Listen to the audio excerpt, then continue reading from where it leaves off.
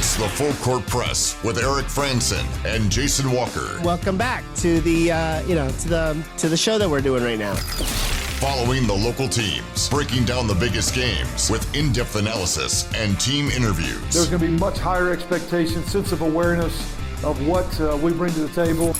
Join the show by calling into 435-752-1069 or text 435-339-0321. It's the Full Court Press. Throws, ends it, yes! Caught! Touchdown, did he get it?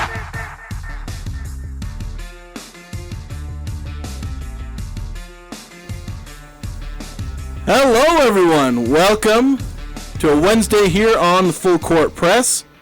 Jason Walker with you, Eric Frandsen sitting across from me. How are things going, Eric? It's good. It's good. Yeah. Got a Would You Rather Wednesday.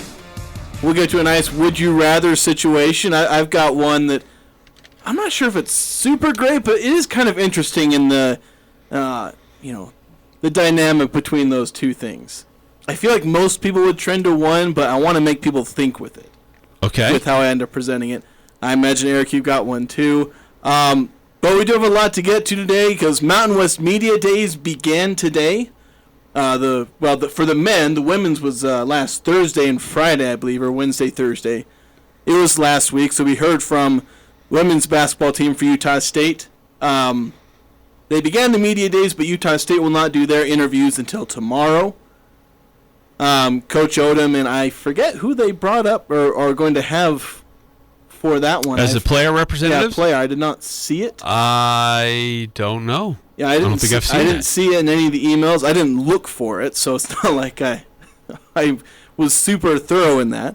So, they'll speak on Thursday, and I believe, will we end up putting that on our feed, those interviews? Yes. Okay. Yeah, we'll definitely put that on our podcast feed. Want to make sure people have an opportunity to hear what coach and players have to say about the upcoming season.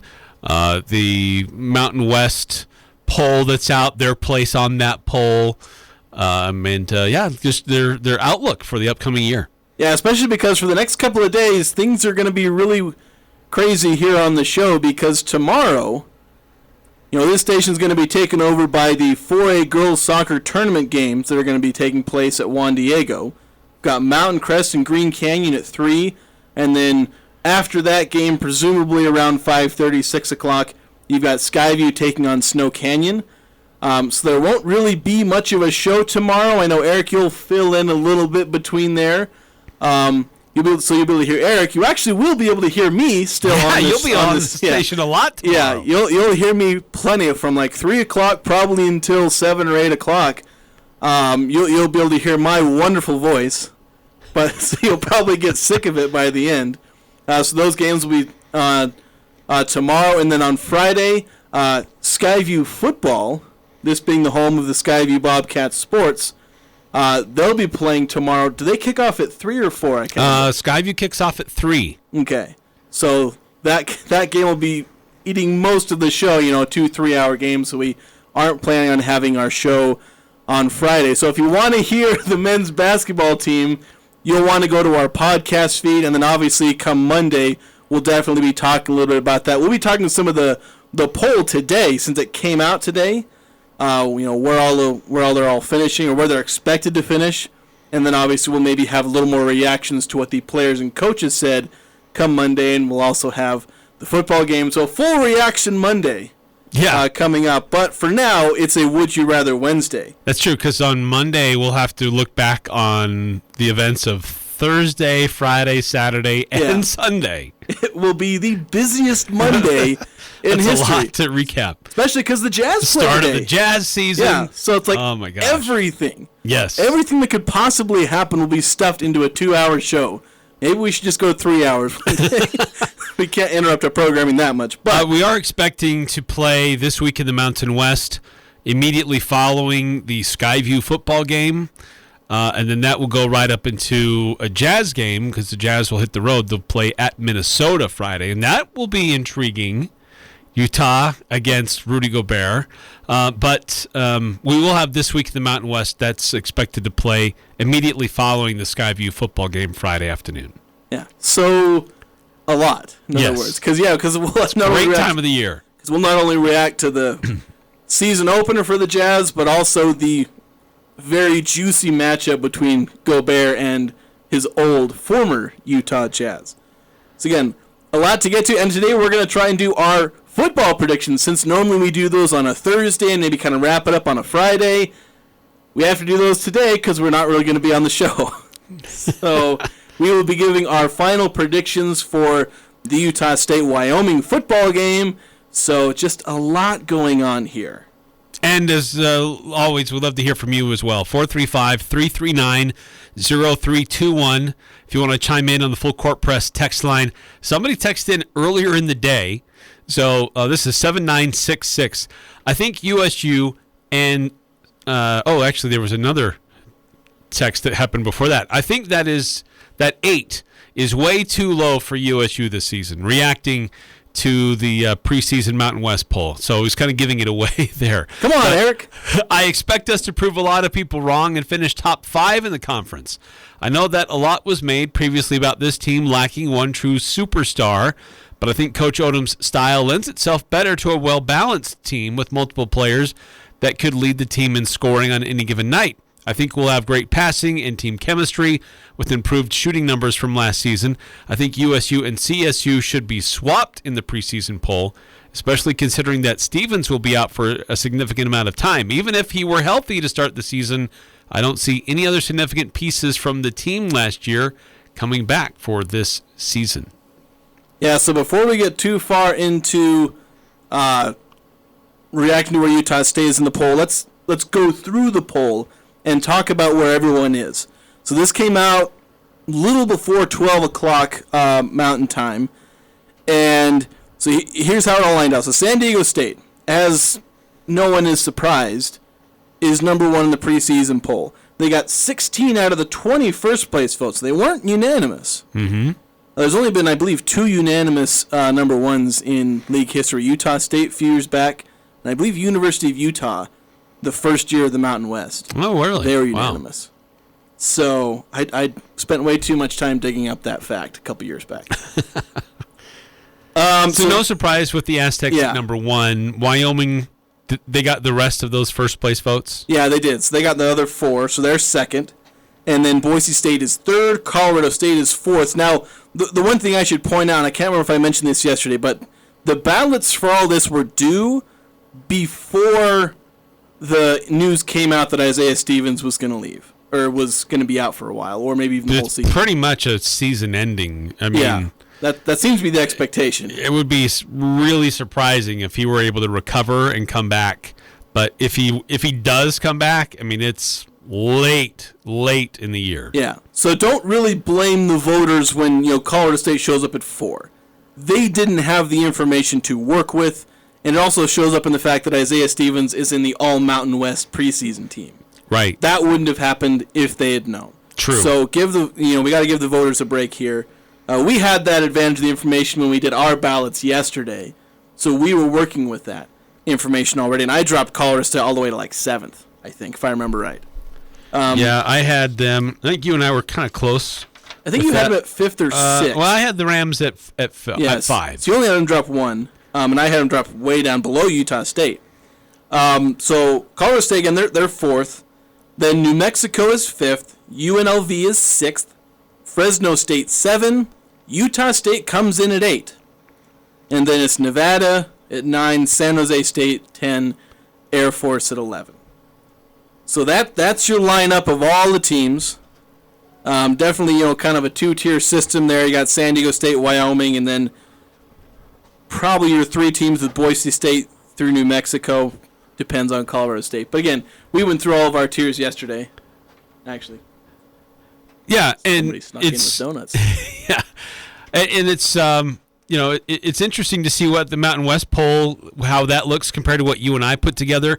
Not a lot of differences. I mean, there were a few notable that were kind of different. The one that's the biggest difference is when you look at what Ken Palm put out. Ken Pomeroy, he did a full ranking of everybody. Now his ranking system factors in returning production and transfers who come in with what they brought with them. It's hard to really predict what newcomers might really do to your team or impact your team to some degree, especially for freshmen. But his order is San Diego State, Wyoming, and then USU at number 3. Really?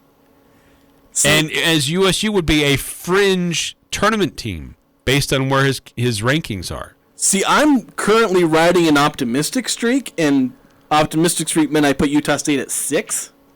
For my poll, I think you had them at 7.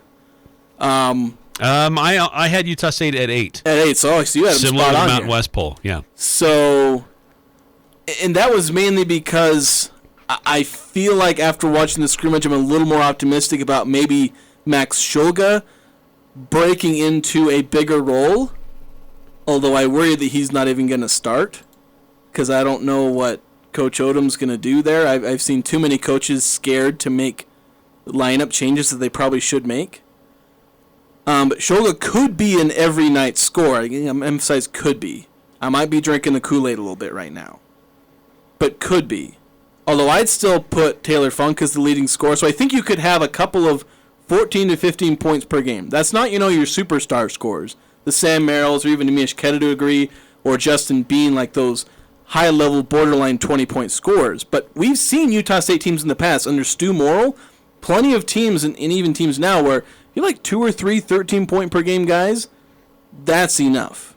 At the college level, that's solid, steady production that a successful team can rely on. Yeah, and it's not so much the, I really don't like buying into the, everybody can score a little bit, share the rock, because that doesn't work. The, everybody's like a 9 points per game scorer. That doesn't work because it means nobody can step up. If you have 2 or 3 guys in the 13 to 15 range, it means odds are one of them is stepping up to close to 20 points per game generally each night. Right, yeah, that's true. It means one night, one of those guys goes off for 18, 19 points, but the other night it's somebody else who's doing that. Yeah. But if you have everybody who can't really break 12, but you got a lot of guys that are doing it, it's okay. I mean, that's great. You can spread it around, but if you need somebody to get a hot hand and really get going, then that can be tough in certain game situations. Yeah, and there were times last year where Utah State struggled where Justin Bean was able to do some things, but it was just like every now and again somebody had a great game. Stephen Ashworth can get really hot. Marlon Jones does it a couple of times. Horvath. Yeah, Horvath, and then Max Shulga, I know, had 1 or 2 decent games, but like it was, not enough. And we saw that a little bit when Nimish Keta was the leading scorer, where nobody else. So, you have a Justin Bean who is the one guy, but nobody else. Nimish Keta, but nobody else. You need a couple of guys, and I think this team could have a couple of guys on offense. Again, I'm riding the optimistic streak. In a couple of weeks, I may be thinking, this is terrible and whatnot. But for now, there is some confidence, and not just on offense, because I think the defense has a chance to be versatile. They're not going to have rim protection, but they're, as long as they have good rotations, I think they can manage to defend the rim well enough. And I think Akin can, or I don't know if it's Akin or Akin. He's from London, so maybe it's Akin. But it's possible that he can provide enough rim protection, or at least the, deterrent. Yeah. He's not going to be swatting the shots out of the air, but good positioning will help him out. And and with versatile defense, you got Bairstow, Shulga, and Akin can both be versatile perimeter and Akin some Inside, interior. out. Yeah. So you can have that where you can defend most anybody you're going to face, good athlete or not. So that's a good basis for a good defense, maybe even borderline great defense. And then if you have good enough offense, that can push Utah State into the top half of the conference. I would not put them at number 3, but because that is like crazy optimism. That's very generous. But I want to get back to our text line. 0513 text in says top 3. Talking about Aggies. They don't know what's coming. Even I can tell y'all for close scrimmages, but they've been killing it. And as long as they can shoot well from the outside, then I think there's room for the offense to be better than it was last year. Well, and I think a couple things. Everybody's harping on how is Utah State going to replace the production of Justin Bean and Brandon Horvath. And then some would say, yeah, and Brock Miller too, but he was really inconsistent, and then he was oft injured in his final year. So it really comes down to Bean and Horvath. And those are bigger guys in the post. Now, yeah, Horvath could stretch, and he was usually one of the better three-point shooters for Utah State last year during stretches of the season. Here's the thing. There's really one notable new player who's arrived, and that's Funk. And a lot of people are going to point, locals are going to say, oh, what about Mason Falslev? Well, he's young and off his mission, and I don't know that we should really get overly excited or expect too much from Mason Falslev this year. If he does, anything that he does bring, I think is gravy. But beyond that, I think we have to look at the expanded evolution, if I'm going to call it that, of Bairstow and Shulga. Those two notably. And I think you've rightly pointed out Akin, in kind of he is a different addition as well.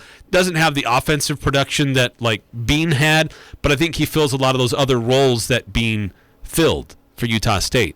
So I think that there are some experienced players in this roster coming back that are developing and improving with how they play basketball, how they attack the rim, how they play larger roles. And there's some new players that are going to be interesting to see really how they evolve and how they develop. We haven't seen a lot of them. You saw the scrimmage, the blue-white scrimmage, but until we see them go up against Utah Valley, we really don't quite know just really what's there for Utah State just yet. Yeah, and I think for the team, when you're talking about replacing Bean and Horvath, they didn't replace them in the sense that they found guys like them and then filled them in. Because the Funk-Akin backcourt is not going to be anything like the Bean and Horvath one. It's not going to be, at least by itself, stretch the floor. Akin will replace the rebounding of Justin Bean. Funk will kind of he'll kind of absorb kind of 2-in-1, both of Bean's shooting and then some of Horvath's, to where he's going to be the pick-and-pop guy. He's going to be the guy trying to stretch the floor from the front court. Unfortunately, you're not going to be able to go 5-out with Akin, and they're probably not going to be able to go 5-out really at any point in the season, because the only three-point shooter among the centers is Isaac Johnson, and I don't think he's going to play. Not any significant minutes. He could, but I suspect he won't. Right. I think Dorius will be ahead of him, if at all. Yeah. And I think that based on what we saw last year with Utah State having a pretty tall roster, they didn't always utilize the size that they had available to them. So I think that this is a coaching staff that likes having multiple guys on the floor who can dribble, multiple guys on the floor who can shoot. And while some of us say, well, that you may be giving up an interior presence, because we saw and have seen for many, many years here at Utah State solid interior presence, that doesn't seem to be as high a priority. Not to say that it's not a priority for them. It's just not as high a priority as a modern basketball style that Coach Odom is integrating here at Utah State. Yeah, definitely. This is going to be a little more positionless in a way, especially because you're going to have a 6'9" guy at center. It's going to look you're going to try and, that buzzword, versatile and positionless and all these things. I feel like they're going to try and do that, and they can be successful, at least on the defensive side. Offensively, since they can't, go 5-out. That would be perfect. If Aggies could shoot threes, this would be a great team. Yeah. One thing I want to touch on, so 0513, he texts back in, and this kind of touches on something I wanted to bring up. And he says, Dorius won't even touch the floor. And that mainly brings me to the point where you mentioned Dorius being ahead of Isaac Johnson. I kind of agree with that on the overall depth chart, but I think in front of Dorius is Shimon Zapala, who is somebody who, after watching the scrimmage, my stock on him has skyrocketed. I was very low on Zapala. And having watched him play, I'm like, dudes should be the backup center.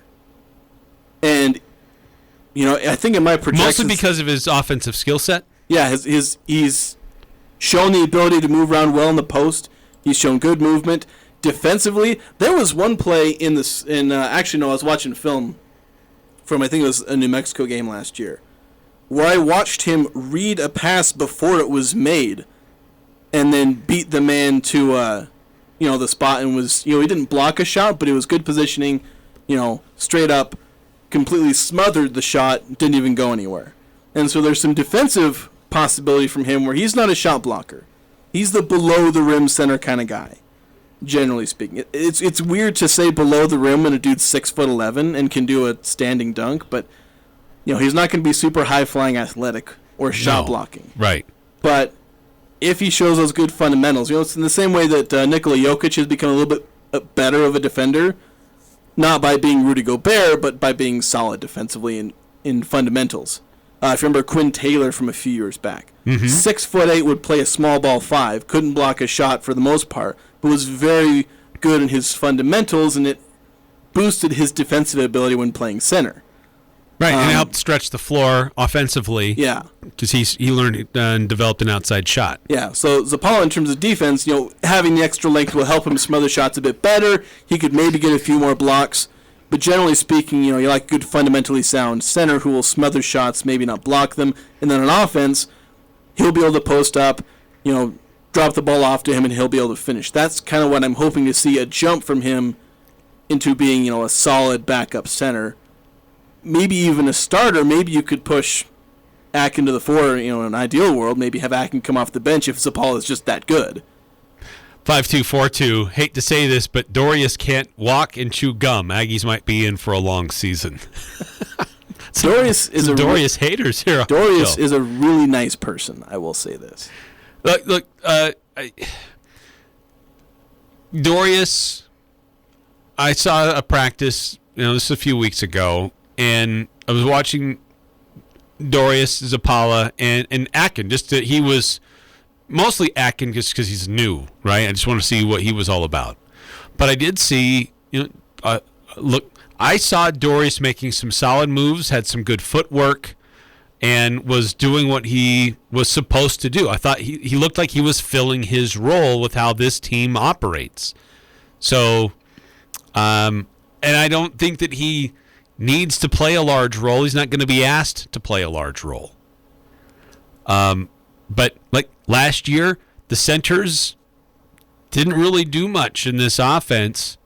At least those big, 6'10" plus players, not named Brandon Horvath, were not really asked to do a whole lot other than set screens, get rebounds, make life tough for opposing teams who might want to, challenge at the rim. And I think that's kind of the way I see it going this year again. Yeah, definitely, because that's basically what Akin's going to do. He's going to be, cleanup guy on offense. He can generate more offense for himself than I initially thought. He's got a nice little right-handed hook shot and can do a few things. But generally speaking, dump it off to him and then he dunks it, or, offensive rebound and whatnot. That'll be his thing. And that's what he did largely in the scrimmage, and it's what he's been doing for like 3-4 years. Right. The offensive output from the center position at Utah State under Ryan Odom is putbacks. If you're there's no one else around, that's your offensive system. Yeah. Otherwise, pass out to the open shooter, set the screen, keep the motion moving. But we're not going to throw it down to the low post and let you go to work, big fella. It's not that kind of an offense. All right, we're going to go to break real quick. When we come back, we'll keep talking about Utah State basketball. We'll go over some of the rest of the accolades that came out from Mountain West Media Days. But we'll be back with more after this. Want to set yourself apart from the competition? A new Leadership MBA at Utah State University will help you lead companies and drive change in your organization. You can attend in person in Logan on Thursday evenings or take online interactive classes. Complete your MBA in as little as a year. Apply before November 15th to be considered for a January start. Contact the MBA office for a waiver of the application fee. Learn more at utahstatemba.com. That's utahstatemba.com. With inflation at record highs, why buy new if you can repair your current machine? Daryl's Appliances factory-trained technicians spend hundreds of hours in training each year to ensure your appliance is repaired right the first time. You can have peace of mind. They offer no-risk service, meaning if you want to purchase new instead of repair, you can apply up to $95 of your service call towards an appliance purchase. See store for details. Daryl's West on Airport Road, open until 6 p.m. on weekdays, 5 on Saturday.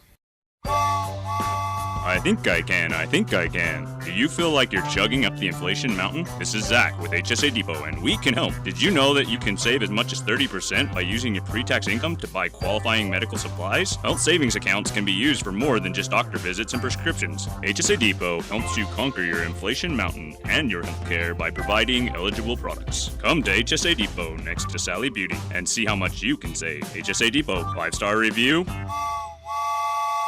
Remember last October's huge snowstorm that destroyed trees all over Cache Valley? Bobby and his crew at Hall Tree Care were the most popular guys in town. Yeah, high five. Not saying that will happen again. However, I just looked at the forecast for winter and it calls for snow. Snow can wreak havoc in your overgrown trees and shrubs, which can wreak even more havoc in your home and vehicles. Call Hall Tree Care before winter gets here. 760-6587. Ask about their radio discount. That's HULL Tree Care. The Young Automotive Group is proud to announce Young Truck and Trailer Center in Cache Valley. Whether it's heavy equipment trailers, horse trailers, race car trailers, or cargo and utility trailers, we're excited to offer some of the finest trailers and flatbed work trucks to Cache Valley. Our team of experts look forward to helping you find the right truck or trailer to fit your needs, with competitive prices offered on every make and model for sale on our lot. With our extensive inventory, you'll find the best deals right here in Cache Valley. Young Truck and Trailer Center, just off Highway 89 in Logan. Think young, drive young. You saved my life. You held my hand when I was scared. You helped me say goodbye to my dad. You were an example for me. You gave me strength when I thought I had none left. I couldn't tell you then, but I want to say thank you, all of you, for everything. Thank you to the physicians, nurses, and others working in America's hospitals and health systems. A message from the American Hospital Association, American Medical Association, and American Nurses Association. Breaking down the biggest games with in-depth analysis and team interviews. It's the Full Court Press with Eric Frandsen and Jason Walker.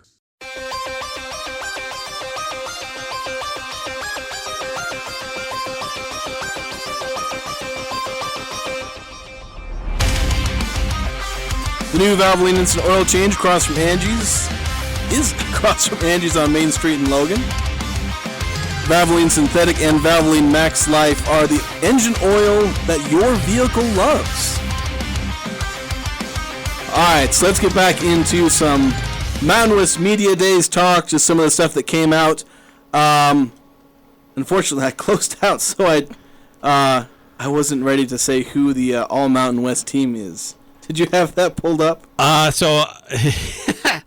can get to it really quick. I know Isaiah Stevens because we already said him. Graham Ike. Yeah, Hunter Maldonado. And then there's one from New Mexico and San Diego State. I'm like 30 seconds away from getting there. If we just give me a bit. Yeah, so, 2 Wyoming players on there, only 1 San Diego State. It's kind of interesting since, San Diego State, like the overwhelming favorite. Okay, here it is. So Isaiah Stevens, the one, kind of have to just... bad timing as far as injury news ends up with him able to get on the All Mountain West team. Jamal Mashburn Jr. or Mashburn, I don't know how to say all these names. From New Mexico, so he's on there. Matt Bradley from San Diego State, and then as we mentioned, Graham Ike and Hunter Maldonado from Wyoming. Graham Ike pegged as the preseason player of the year. And that was... I'd love to see that vote tally, how that came down, because Bradley could have made a very strong case. Maldonado, Ike, probably the most consistent top flight player from the Mountain West. But sadly, Isaiah Stevens, he makes the list, but he won't play a game. So I don't know who fits into that space, who takes that space at the end of the season. That will be interesting. Yeah. That's the preseason list. But when you look at the poll that came out, as you and I mentioned, there's a few variances from the polls that you and I put together and how it's a little bit different for the Mountain West poll. But when you look at the Mountain West poll, which team surprised you the most with where they ended up? I think Nevada ending all the way down at 9. I can't remember where I had them. I might have had them around there, but I know a lot of people had them a little higher than 9. I had Nevada at 7. Yeah, I think I might have had them at 8. Or maybe I did have them at 9. And I may be sounding weird by saying that surprised me, even if I put them. I don't have my poll sitting on my desk. I had Fresno State and Nevada swapped from where the Mountain West list has them. Yeah. So I had Fresno State at 7 and Nevada at 9. I had Nevada at 7, Fresno State at 9, and then the Mountain West poll had that flipped. UNLV, I had them at 6, so did the Mountain West. I put New Mexico at 3. Mountain West poll puts them at 5. And still, Boise State. I'm maybe a little bit surprised to see Boise State as high, considering some of their key players who left. I know they had some good young talent coming back, but a little surprised to see them as high, and that New Mexico didn't get maybe a little bit more consideration. Yeah, but had the Isaiah Stevens knowledge been made, I'm sure New Mexico would have been higher than Colorado State. Yeah, of course, I think I had New Mexico at 3. I think I had them all the if I'm remembering right, maybe I should have gone and grabbed my notebook. Yeah, because I had them at 3 also. Yeah, that's right. Because we had the top 4 the same. I think. Yes. I think we went San Diego State, Wyoming, New Mexico, Boise, and then after that we began to diverge a little bit. I had UNLV at 5. Yeah, and I had Colorado State at 5. Yeah. So I wasn't overall too surprised by this. There's teams that I might move up or down 1 or 2, especially Colorado State. But again, if Isaiah Stevens had been around, I probably would have put Colorado State at 3 or 4. So you could probably nitpick a couple of these, move them up, up or down 1 spot. I'd move Utah State up a couple. We could go through examples all day, but generally speaking, this is, I think, about where everyone had everyone else, with slight deviations in some spots. Yeah, and this is really when you look at the Mountain West poll compared to the Ken Palm, that's when it's vastly, wildly different. Yeah. Ken Palm had, when you look at 1 through however 330 or 50 schools there are, San Diego State had them at 19, highest rated team, and they were 19 in the preseason poll, so pretty accurate. Yeah. Wyoming at 64, so I'm a little surprised by that wide of a gap, to be honest, between San Diego State and Wyoming. Utah State at 68 as the 3rd highest team in his rankings. Little surprised by that, to be honest with you as well, and that they're that close to Wyoming. Boise State at 87, Colorado State at 97, and those are your top 100, the teams that reside in the top 100. So he still has CSU in there, but he had the knowledge about Isaiah Stevens when his report and when his poll came out over the weekend. It just came out just this past weekend. Yeah, I think Colorado State won't drop too far. I just think they're probably just going to drop out of contention. They still have some good shooters there, and they're well coached, so they'll be a solid team. I just don't know that they'll be a contending team. Yeah. I think you're right. They'll be around where Utah State is, unless Ken Palm is right and Utah State skyrockets toward borderline contention with Wyoming and San Diego State. Because I think I had Utah State at 6 and Colorado State at 7. So, right about the same place. But one thing that kind of interested me about this preseason poll is if you look at the women's poll as well, this is the worst combined preseason poll for Utah State since joining the Mountain West. If you combine the two ranks into one number of, I don't know what you'd call that number, but you add them together, you get 19, so 19th or whatever. And yes, that's the worst since they joined the conference in 2013, this being the 10th season they've been in the conference. And they've had a couple of, they had an 18 and a 17, but never this bad. Wow. So that's a little surprising to me. Yeah, and the women, they've had a rough go as far as, just contention in the conference, and they're usually picked 8th or below. But Utah State's usually been picked toward the upper part of the conference. For the men. Yeah, for the men. Yeah. It's like they were picked 5th last year, 3rd, 1st. They had a couple of seasons where they were picked 9th in 2018, and that's not what happened. They got picked 8th in 2017, 6th, 3. There was one where they were picked 10th, but they finished 4th that year. And then another one where they were picked 5th. So it's like they're usually picked middle or above the conference. And some of the times where they have been picked lower, they finish well above what they were picked. Like every time Utah State's been picked 8th or worst, they finished above their preseason poll. The 2018 and 2014 being kind of the two drastic examples. See, this is what I'm doing. I'm helping Aggie fans everywhere. I'm picking the Aggies at 8 just so they can exceed and have a great year. Because if I were to put them high, they wouldn't have achieved that. So I'm just following the trend and the history here. Aggie fans, don't get mad at me for putting Utah State at number 8 in my preseason poll. I'm doing the Aggies a favor. The one time they were picked 8th, they ended up finishing 7th. That's the only time they were picked low and didn't rocket to the top. So last time you should have picked 7th or 9th. That's what you should have done. Or 10th. Still off. Because 10th they shoot up to 4. 9th they shoot up to 1 or tied for first or whatever. Oh. So well, maybe I shouldn't be so magnanimous there then. But still, and that may come into the would you rather. That kind of almost relates to my would you rather question. We'll get to that next segment. I want to get to the text line, although the text line is full of Jazz stuff, which we're probably going to push that toward the next hour. Talk a little about the Jazz season opener today and just what to expect. Predictions, although my prediction is not good. On a whim, maybe not quite so much a whim, because I guess my son had been thinking about this for a while, but late last night finally kind of pressed me on, hey, we should go down to the game tomorrow night. We have a German exchange student staying with us right now, and so we're trying to give him a lot of different experiences from the area. And so my son's like, we got to take him to a Jazz game. I'm like, this isn't the best year to do that. Okay. I guess if we're going to go, the opening night's not a bad one to do it. So I'm actually going to run down there tonight and check out the game. Yeah, so we'll miss Eric for a little bit. No, I'm going to skip out a little bit early next hour, but yeah. Let's get to some of these texts. Yeah, so 5242, so he asked, predictions for the Jazz game tonight. Do the Nuggets cover the 7-point spread? Is it -7 for the Nuggets? Last time I checked, and I imagine it's still there. Yep, it is. Although, oddly enough, ESPN's matchup predictor thing they stick on there, last time I checked it, a little before 3 o'clock, had the Jazz at 51%, which was weird.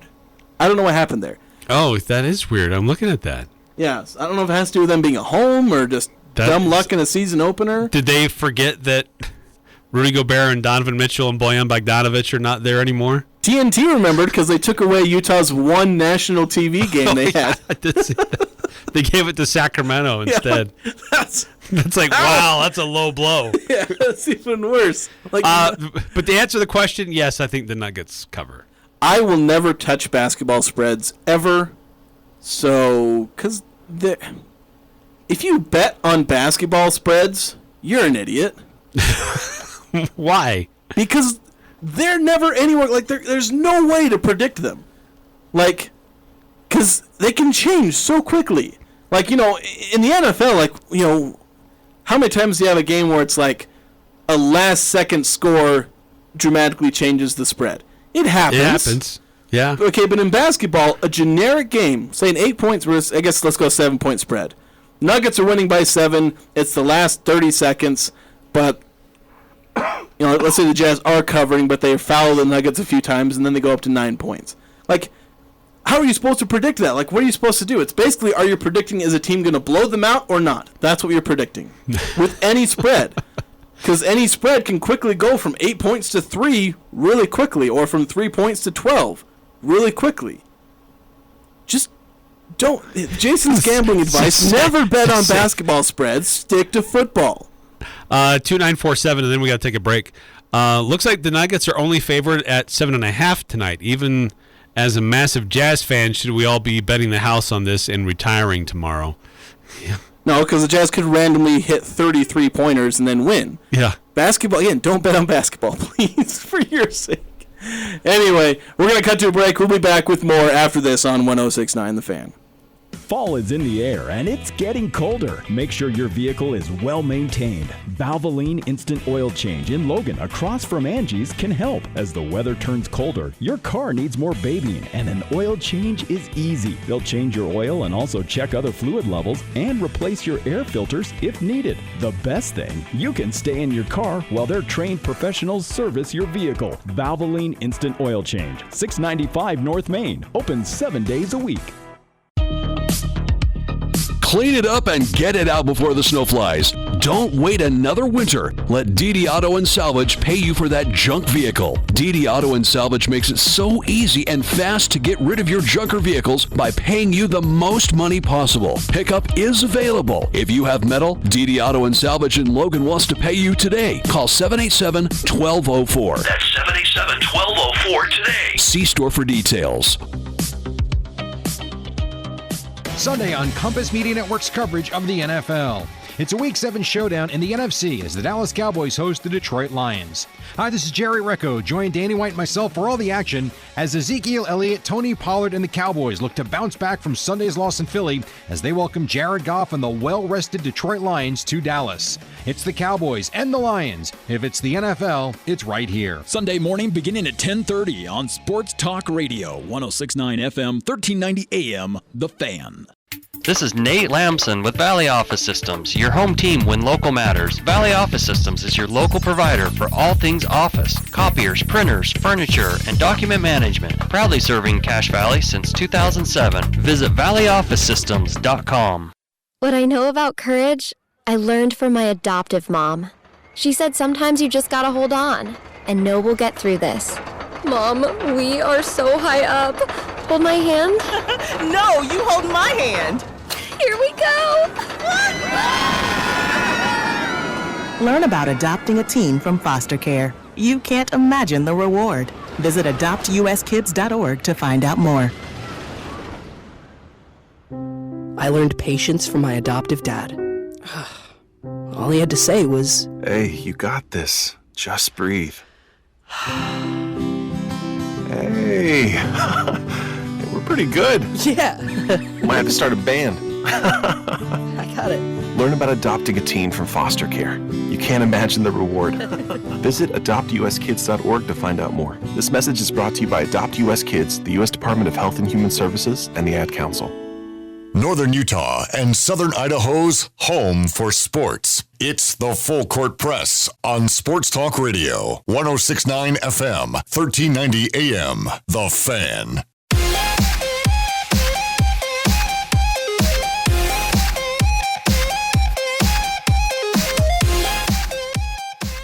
Mountain West Motors' selection of trucks and SUVs has been specially customized for your next adventure.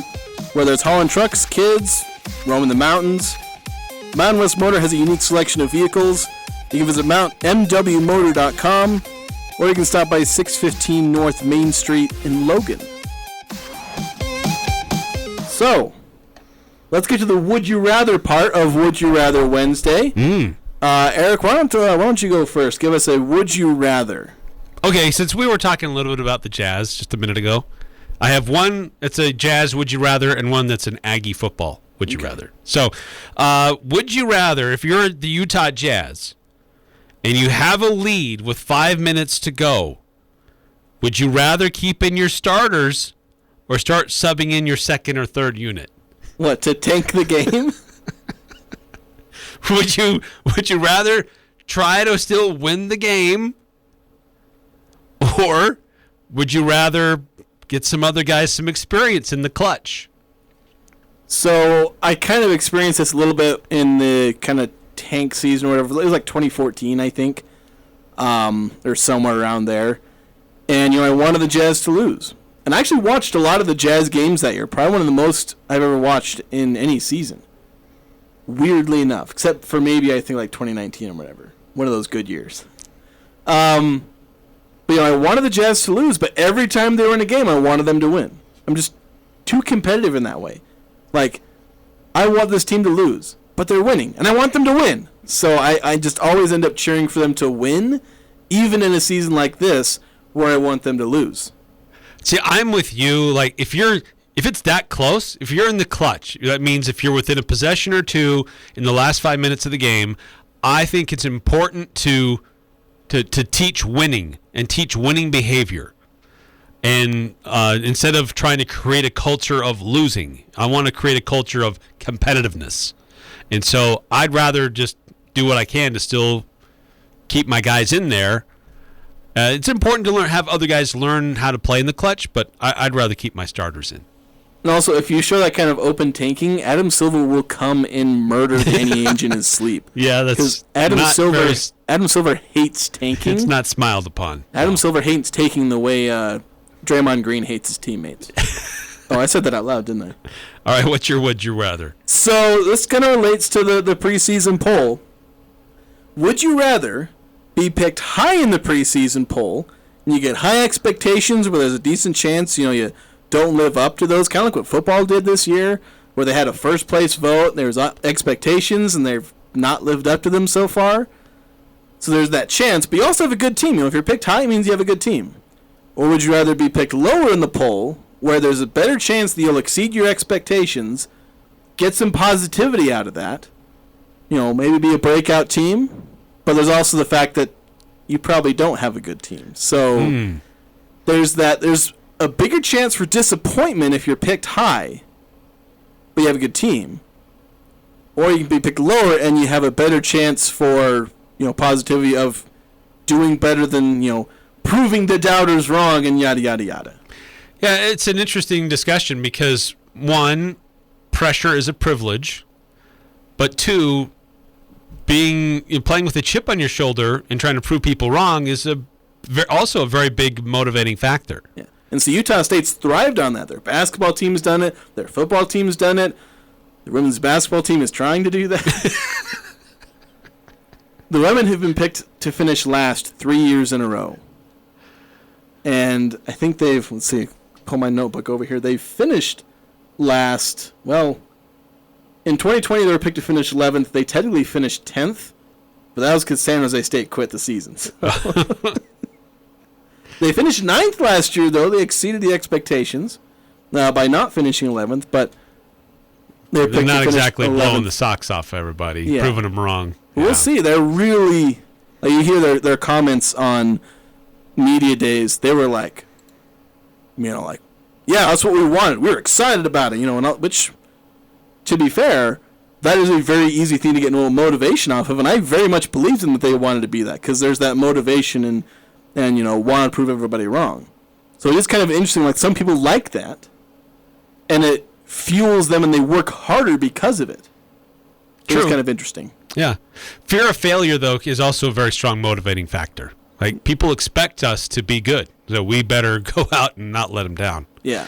9315 with a would you rather question. Would you rather have Elf the Aj or the Deflator for a mascot? I'd rather have the Deflator. Very intimidating mask that he was wearing. All right, we do need to take another quick timeout to get caught up on our breaks here. But I got more texts coming through. If you have a would you rather, if you want to weigh in on our would you rather questions on a Would You Rather Wednesday, 435-339-0321. Hey, Aggie fans.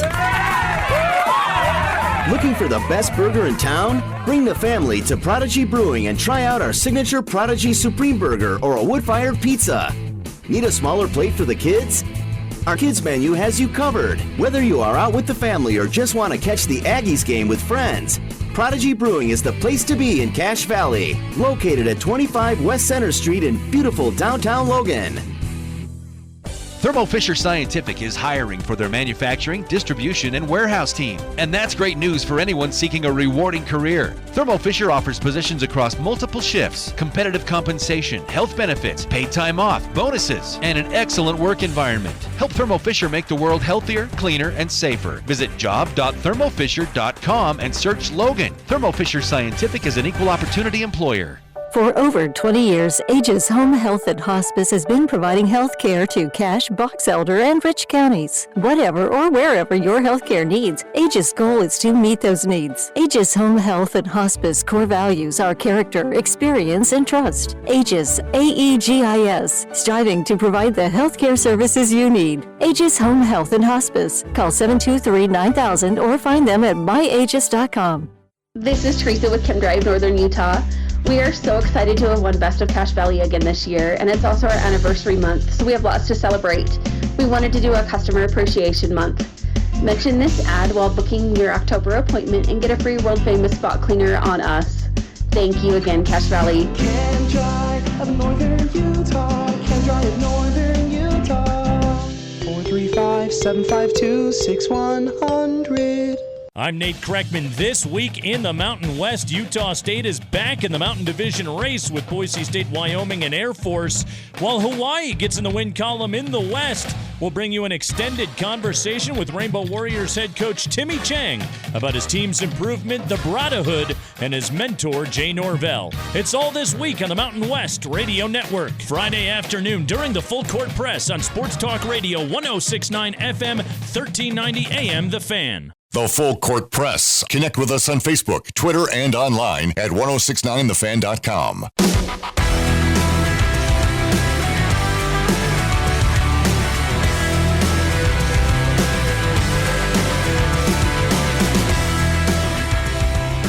All right, we're back. Final moments of hour one of the Full Court Press. Jason Walker here with Eric Frandsen. So just finishing up the first hour, we have one text from 8798, kind of finishing up our discussion on Utah State basketball and the Mountain West Media Days and that starting today. 8798 says, I would be surprised if the basketball team finishes above 500 in conference this year. We've 0 dudes. I picked them 8th, but it doesn't. And I know that sounds like... At 8th, it means they're finishing below 500. That may look like, you're not very optimistic. Well, I think this team will be competitive. I just have too many questions still. And I know I should have a better feel for this team at this point, but I don't yet. Because I haven't seen Taylor Funk, how he integrates and how it works. Rylan Jones hasn't been active because of his injury. Now I think he should be cleared to start playing now, but I have some questions about this team and how they're going to come together and be competitive in Mountain West. That's not as dominant as it was a year ago, so there's going to be some opportunities for some of these teams to kind of break out a little bit. That's frankly why I have New Mexico as high as they are, because of their returning talent and kind of an open field. But to say that they have 0 dudes, I don't know that I'd say that. I mean, Funk did some nice things at St. Joe's. I like what Max Shulga, how he's progressing. But if you need somebody to be a closer and just to go get a bucket, who is that guy? Yeah, and see, that's, when you say you have 0 dudes, it's a concern that I don't really have an answer for. I held that same opinion not too long ago, but even when I'm a little more optimistic, I don't have an answer for that. I can't counter that, because my only counter is, I think this guy can be the go-to guy. I think this guy can be. And that's not good enough. Mm-hmm. That's why I would never pick them to finish 3rd the way that Ken Palm is supposedly trying to do, because somebody has to come out of nowhere and prove us wrong.